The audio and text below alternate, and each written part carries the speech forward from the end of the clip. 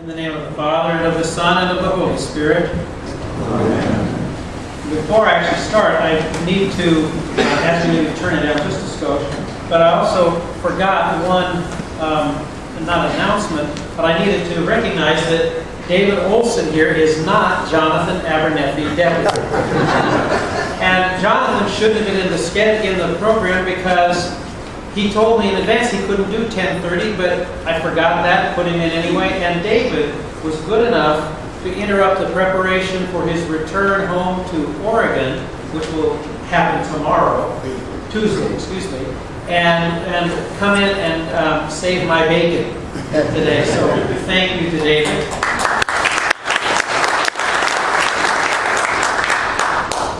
Now, are there many Sundays that go by that you don't hear one of the preachers here talk something about love? Is there?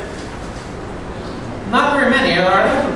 And today, we get a boatload of love from Jesus and Peter, don't we? In that short section about where Peter and Jesus are having their conversation at the end of this gospel, actually the end of the whole gospel according to John, 7 times do the words for love show up in just those few lines.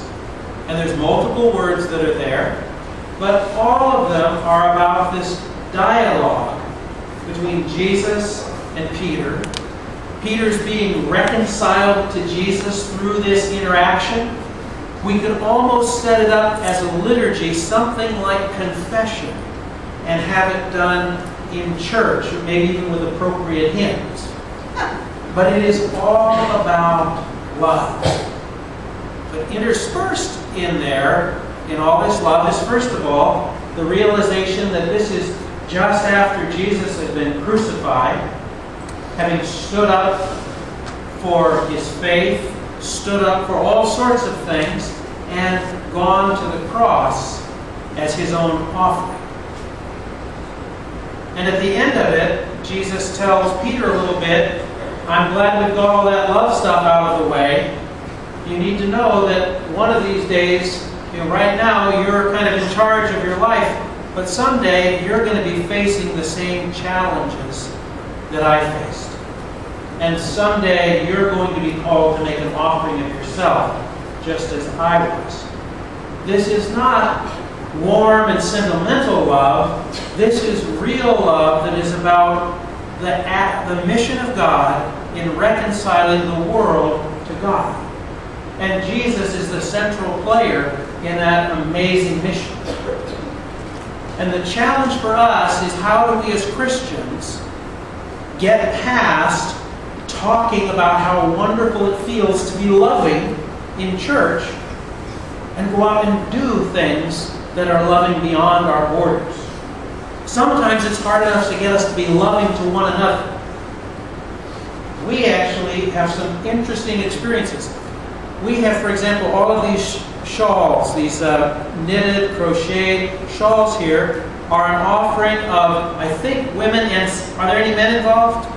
Not yet. I don't think there are any men involved. These are offering of women here and some in Pennsylvania who knit these so that people who are experiencing some illness or grief or some challenge have this shawl that they know people have been praying for. And that when they are wearing this shawl, putting it over their shoulder and their lap, they know that there's a group of people who are actively caring for them in prayer. That's one way of reaching out.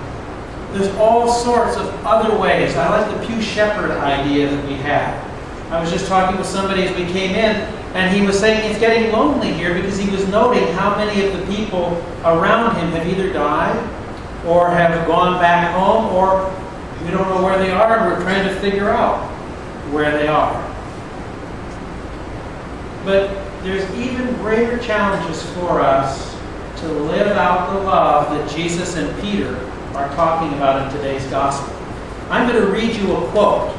And this quote comes from, I got it on a blog by Deborah Dean Murphy, who is an assistant professor of religion and Christian education at West Virginia Wesleyan College. Here's half my sermon just. This is not her. She picked this up.